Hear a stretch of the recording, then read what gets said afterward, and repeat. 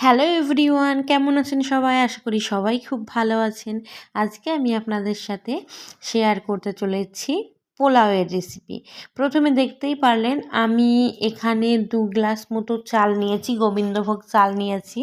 তারপরে চালটিকে ভালো করে ধুয়ে আমি ফ্যানের নিচে দিয়ে চালটিকে জল ঝরিয়ে মানে শুকনো শুকনো করে নিয়েছিলাম। তারপরে চালের মধ্যে আমি আদা বাটা, হলুদ গুঁড়ো, আমার কাছে ফুড কালারটা ছিল না তাই আমি হলুদ গুঁড়োটাই বেশিরভাগ দিনই দিই, লবণ আর গরম মশলার গুঁড়ো আর অল্প সামান্য একটু, বেশি না অল্পই দিয়ে ঘিটা দিয়ে ভালো করে চালটাকে আমি মেখে মেখে আমি 15 থেকে 20 মিনিটের জন্য রেস্টে রেখেছিলাম। ওইদিকে আমি কড়াইটি গরম করে তাতে ঘি দিয়ে অল্প সামান্য ঘি দিয়েছি। ঘি দিয়ে ভালো করে কড়াইটি গরম করে ওতে কাজু কিশমিশ দিয়ে দিয়েছিলাম। কাজু কিশমিশটাকে ভালো করে আমি ভেজে তুলে নিয়েছি। এবার ওই একই কড়াইয়ের মধ্যে আমি আরও অল্প সামান্য, আমি এখানে একটু সাদা তেলও ব্যবহার করেছিলাম, কারণ আমরা ঘিটা অতটা করি না, তাও পোলাওয়ের দিনে ঘিটা চলে, সাদা তেল দিয়েছিলাম একটু। আর এদিকে অন্যদিকে আমি যেহেতু 2 গ্লাস মতো চাল নিয়েছিলাম, আমি এখানে 4 গ্লাস জল নিয়েছি। আর ওই জলের মধ্যেই দারচিনি, এলাচ, লবঙ্গ, তেজপাতা দিয়ে জলটি গরম বসিয়েছি।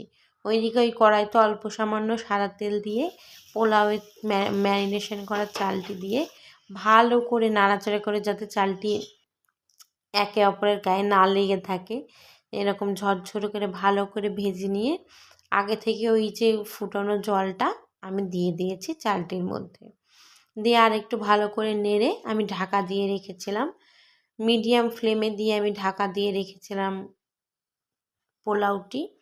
তারপরে ঢাকনাটা খুলে এরকম পর্যায়ে আমার পোলাওটি, আমি মাঝখানে অবশ্য ঢাকনা খুলে একবার নেড়ে দিয়েছিলাম। তারপরে যে যার স্বাদ মতো চিনি দিতে পারেন, আর ঘিটাও আমি অল্প সামান্যই ঘি ব্যবহার করেছি। তারপরে চিনিটা যাতে মিশে যায় তার জন্য উল্টিয়ে পাল্টিয়ে আমি ভালো করে নেড়ে নিয়েছি। এই দেখুন আমার ঝরঝরে পোলাও একদম রেডি। আপনারাও বাড়িতে এরকমভাবে বানিয়ে দেখতে পারেন।